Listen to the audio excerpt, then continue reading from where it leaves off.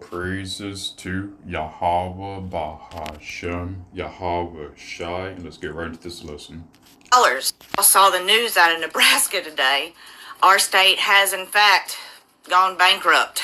Due to his tariffs and the loss of all of our migrant farm workers, our state has lost over $500 million. It's so bad that Governor Pillen had to call and ask him for a bailout, and we don't know if he's going to give it to us. My husband and I did used to own a farm here in Nebraska, and thanks to the loss of all the workers, we went bankrupt, and bankruptcies in our state overall are at a record high right now. It's still just so weird to me because we all voted red. Nebraska, every county, every district overwhelmingly voted red. And that seems to have been the reason that we're all out of business now.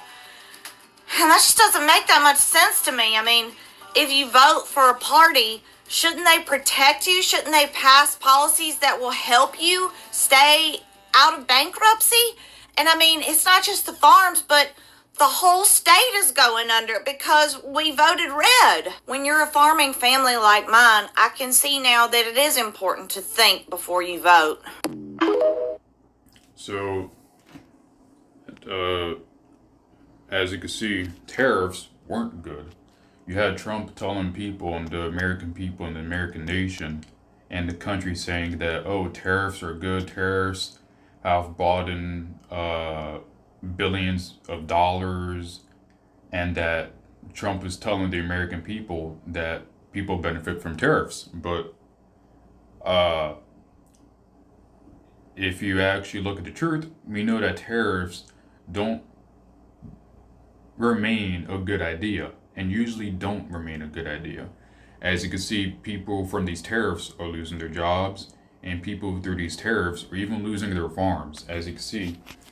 And then you had these Edomites, Esau, Edom, voting for Trump because of their perpetual hatred toward Jacob. Now, we know that Esau has perpetual hatred towards the southern kingdom, but he also has perpetual hatred towards the northern kingdom. As you can see, Esau has perpetual hatred towards the tribes, the 12 tribes of Yasharallah, also known as Israel in general, right? Whether you are the southern kingdom, whether you are Ephraim, right? The northern kingdom, or whether you're a Gad, the Native Americans, right? Esau, it don't matter. Esau does not like the Israelites, right? So, Trump was saying that people would benefit from tariffs, and they don't. Things are more expensive now. Right, I believe groceries are more expensive, and now Nebraska, if what this woman is saying is true, is in bankruptcy and is begging for a bailout, right? Because as you can see, these so-called white people, right? They don't think before they vote, right? They don't think of the complications that could happen. They're just so selfish and so hateful that they will try to get rid of the problem, realizing that the problem is not the other nations. The problem is Esau, right? The problem isn't Jake. The problem is Esau. Esau is the reason why this nation is broke, right? Or going broke. So, as you can see, the Northern Kingdom, the Hispanics, they don't want to understandably work while they're scared if they're going to get deported. And now you have these farmers, these white farmers, paying for it. So let's read the caption right here. Esau having a buyer's remorse, state of Nebraska going under fast. Right. Now imagine if Nebraska wasn't the only state that went under. Right. Well, imagine if there's a chain of states that go under. Let's say if Nebraska fell, what about other states that are going to fall soon too? Right. We'll see in the near future. Now it says,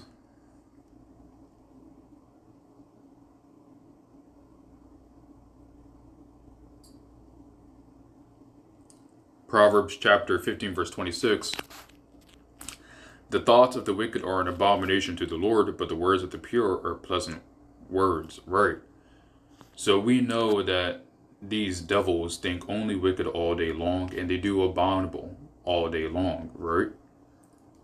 For they don't even care about their own people. Now let's get out this scripture. Psalms chapter 118 verse 8, it is better to trust in the Lord than to put confidence in man, right?